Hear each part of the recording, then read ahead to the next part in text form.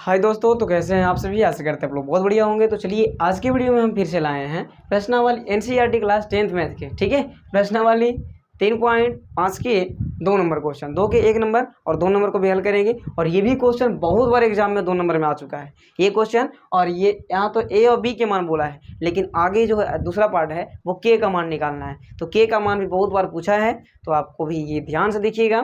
तो ये भी क्वेश्चन आपको बहुत आसान लगेगा और समझ में आ भी जाएगा। ठीक है, चलिए देखिए सबसे पहले क्या कहता है कि ए और बी के किन मानों के लिए कौन मान होगा। ठीक है, मान निकालना है ए बी के।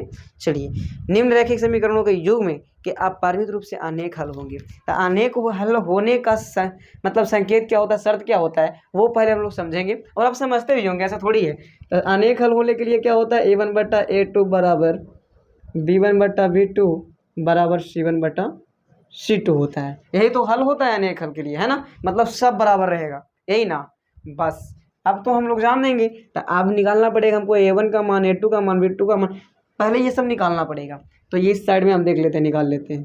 तो a1 का मान क्या हो जाएगा भाई साहब, तो x के गुणांक पहले का समीकरण में क्या है, तो 2 है। v1 का मान क्या हो जाएगा, तो 3 हो जाएगा। और c1 का मान क्या हो जाएगा, 7 हो जाएगा। ठीक है, अब निकालते हैं a2 b2 c2, है ना। a2 के मान क्या हो जाएगा, तो a माइनस बी दोनों हो जाएगा, क्योंकि x के अलावा क्या है, a माइनस बी है कि नहीं। चलिए, उसके बाद में b2 का मान क्या हो जाएगा, तो a प्लस बी हो जाएगा ना। देख लीजिए y के सिवा क्या है, a प्लस बी है। चलिए, उसके बाद में c2 का मान क्या होगा, तो ये और बड़ा मान है, 3a प्लस बी माइनस 2 हो जाएगा। यही तो होना चाहिए ना। चलिए, आप देखिए क्या करना है, इस पर हमको पुट करना है, सजाना है। ठीक है, रखना है। आइए रखते हैं। a1 का मान देख लो तो 2 बटा a2 का मान क्या है, a माइनस बी है, बराबर b1 का मान क्या है, 3 है। b2 का मान क्या है, a प्लस बी है। c1 का मान क्या है, 7 है। और c2 का मान क्या है, 3a और प्लस बी और माइनस 2 भी है कि नहीं। यही न था। चलिए थोड़ा सा हल करेंगे और समझेंगे, एकाएक आपको समझ में आ जाएगा। ठीक है, पहले ये दोनों के ये बराबर रहेगा, इसके बराबर ये। ठीक है, चलिए कोई बात ना।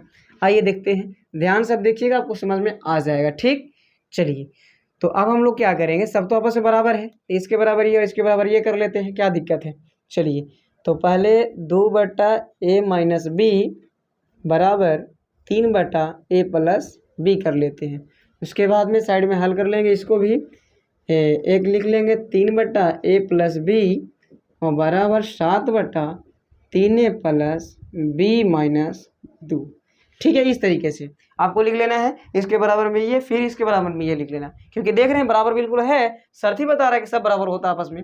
ठीक ना। चलिए, आप करते हैं गुना, ए बी में करेंगे 2 से, तो 2a B, sorry 2a plus 2b होगा, है ना। 2b बराबर 3a माइनस 3b, है कि नहीं। यही ना होगा, गुना करेंगे तो 2 में ए से 2a और प्लस के प्लस और 2 में बी से तो 2b।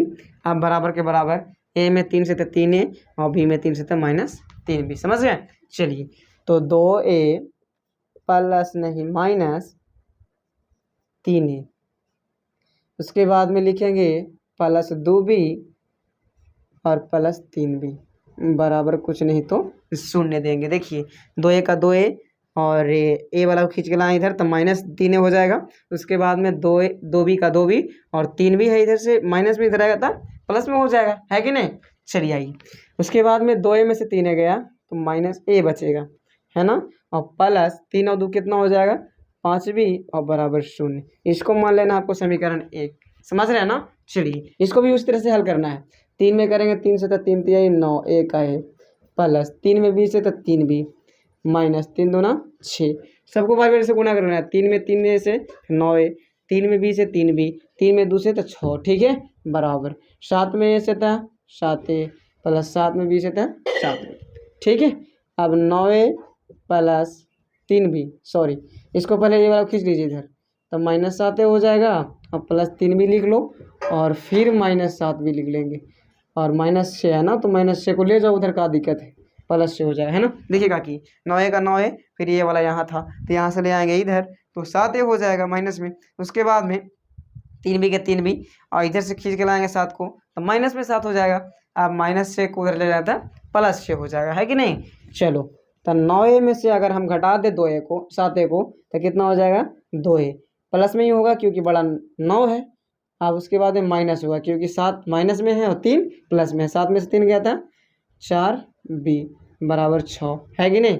कुछ कॉमन हो सकता है, 2 अगर हम कॉमन ले ले तो a माइनस 2b और बराबर बच जाएगा 6 का 6, तो 2 तिहाई 6 हम काट सकते हैं, मतलब a माइनस 2b बराबर 3 हो जाएगा, है कि नहीं। ये हो गया आपका समीकरण 2। ठीक, चलिए तो आपको ध्यान से देखना है, समझना है ध्यान से। यहाँ पास कॉमन कैसे लिया जाता है, तो जो सब में मिल सके, सब में से लिया जा सके। तो 2 से देखिए यहाँ पर 2 ले लिए तो खाली ये बचेगा, और 2 दूना 4 और b के b हो जाएगा।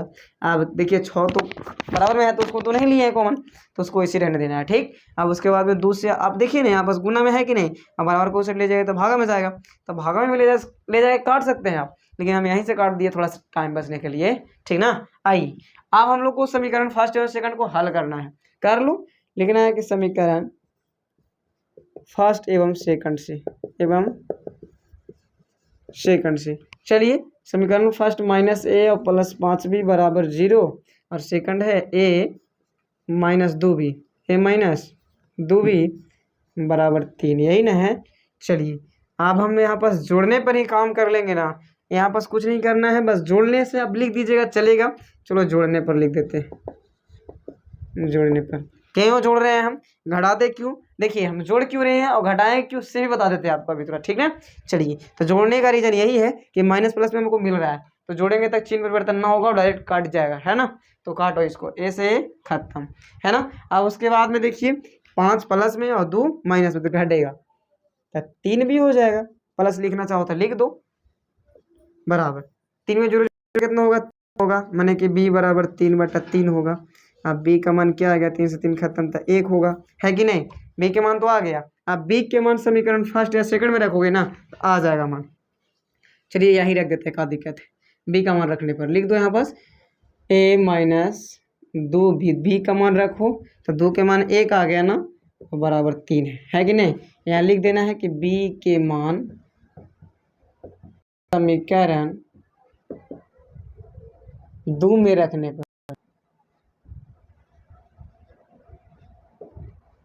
चलिए 2 में रखने a का a रह जाएगा -2 में 1 से 2 और बराबर 3 के 3, a बराबर 3 + 2 यानी कि a बराबर 5। ठीक है, तो कहना आपको लास्ट में कि a के 5 और b के 1 मान के लिए ये समीकरण का अपरिमित रूप से अनेक हल होंगे। ठीक है, तो लास्ट में यही आपको लिख देना है। तो आशा करेंगे वीडियो भी आपको बहुत बढ़िया लगा होगा। तो मेरे चैनल को सब्सक्राइब कीजिएगा, लाइक कीजिएगा और